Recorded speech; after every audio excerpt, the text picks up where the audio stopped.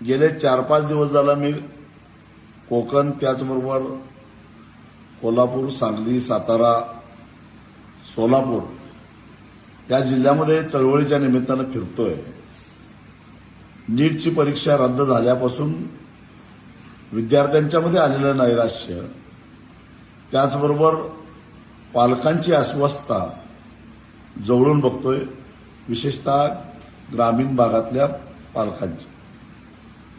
अनेक विद्यार्थ्यांना आत्मविश्वास होता की या परीक्षेत मला 715 मार्क मिळतील, 720 मार्क मिळतील।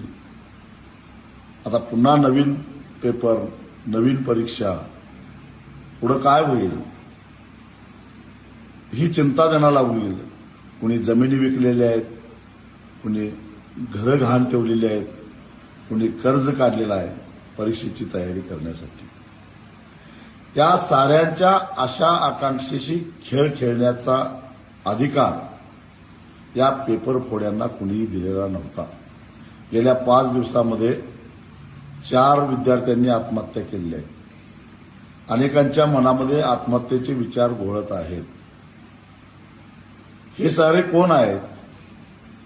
सत्तेमध्ये असणारे आपले हितसंबंध, सरकारमध्ये असलेल्या आपल्या संबंधामुळे आपलं कुणीच काही वाकडं करणार नाही हा आविर्भाव, हा अहंकार आणि त्यातून पैसा कमावण्याची आलेली संधी सोडायची नाही, या पद्धतीनं या सगळ्या लोकांचा आविर्भाव असल्यामुळे या लाखो विद्यार्थ्यांच्या आणि त्याचबरोबर त्यांच्या पालकांच्या आयुष्याशी खेळ खेळण्याचा प्रयत्न या साऱ्या हरामखोर लोकांनी केलेला आहे।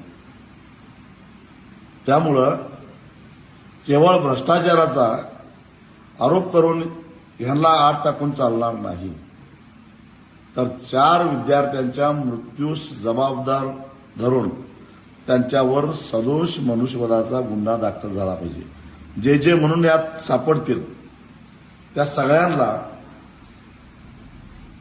आत्महत्या केलेल्या विद्यार्थ्यांच्या मृत्यूस जबाबदार धरून त्यांच्यावर सदोष मनुष्यवधाचा गुन्हा तर दाखल झाला पाहिजेच, पण पालकांच्या आणि विद्यार्थ्यांचा मानसिक छळ केल्याचे गुन्हे सुद्धा दाखल झाले पाहिजे। त्याशिवाय अशा प्रवृत्त्या ठेचल्या जाणार नाहीत। आणि सातत्यानं पेपर फुटतायत आणि पेपर फोडीमध्ये असणारी माणसं ही सत्तेच्याच आजूबाजूला घोटाळताना दिसतात। हे रहस्य काय, याही प्रश्नाचं उत्तर आम्हाला मिळालं पाहिजे।